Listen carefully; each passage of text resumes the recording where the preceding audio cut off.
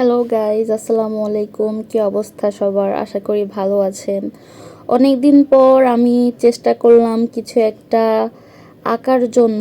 এটা হচ্ছে আম্মু আমাকে অনেক দিন ধরে রিকোয়েস্ট করছিল যে তাকে যেন আমি আমার হাতের আঁকা আসসালামু আলাইকুম একটা পেইন্ট হচ্ছে এঁকে ঘরের উপর বা রুমের সামনে টাঙিয়ে রাখি।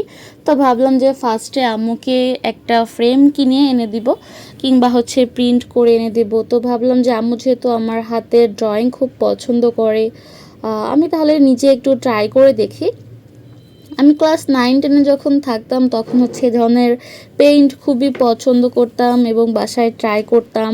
আমাদের গ্রামের বাড়িতে হচ্ছে বাসার বা হচ্ছে মেইন গেটের সামনে বা রুমের সামনে এই ধরনের বিভিন্ন আর্ট করে ঝুলিয়ে রাখতাম।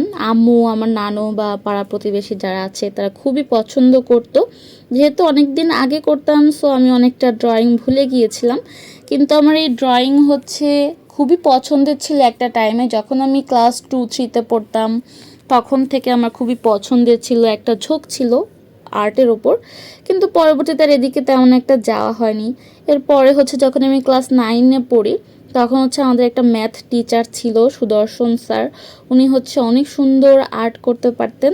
তো উনি মাঝে মাঝে আমাদের ম্যাথ ক্লাসের শেষে বিভিন্ন ধরনের আর্ট বা ক্যালিওগ্রাফি করে দেখাতেন। তো ওনার কাছ থেকে আমি বেশ কিছু আর্ট শিখেছিলাম।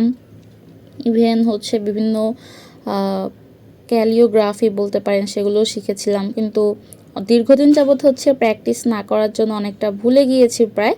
তো ভাবলাম যেহেতু আম্মুর জন্য কিছু একটা আর্ট করতে যাচ্ছি, ছোট্ট করে একটু মেমোরিগুলো হচ্ছে ক্যাচ করে রাখি। তো সেই অনুযায়ী হচ্ছে ভিডিওটা অন করে ট্রাই করলাম। প্রথমে আমি হচ্ছে একটা পেজে পেন্সিল নিয়ে হালকা একটু ম্যাপ করে নিয়েছিলাম কিভাবে কি অক্ষরগুলো দিব। সেই অনুযায়ী হচ্ছে পরবর্তীতে একটু ফাইনাল টাচ দিয়ে অক্ষরগুলো সুন্দর করে আর্ট করে নিচ্ছিলাম।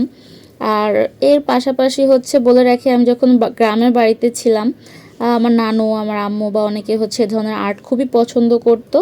যার জন্য হচ্ছে আমার তখন থেকে অনেক ইচ্ছা ছিল বড় হয়ে একটা ভালো আর্টিস্ট হয়তো বা হব, কিন্তু বিভিন্ন কারণে সেদিকে আর যাওয়া হয়নি।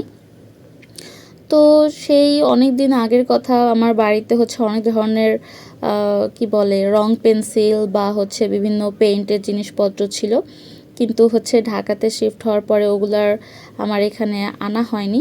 যার জন্য হচ্ছে আমার এখানে অনেক ধরনের জিনিসপত্রের শর্টেজ ছিল। তো ভাবলাম A4 সাইজের একটা পেজে কিছু একটা, যেহেতু আম্মু বলছে আসসালামু আলাইকুম লেখাটা হচ্ছে একটু লিখে পেইন্ট করে দিই। তো সেই অনুযায়ী হচ্ছে ফার্স্টে আর্ট করে নিলাম, পরে হচ্ছে ঠিক করে নিয়েছি। এরপরে হচ্ছে ভাবলাম যে আর্ট শেষ একটু রং করি। ভাবলাম যে সিগনেচার পেন দিয়ে রং করবো কিনা, তখন ভাবলাম যে কাগজ ছিঁড়ে যেতে পারে। পরে এই রং পেন্সিলগুলো নিয়ে আসলাম। এই রং পেন্সিলগুলো হচ্ছে আম্মুর কাছ থেকে অনেক বায়না করে আমার ক্লাস 2-তে কেনা হয়েছিল।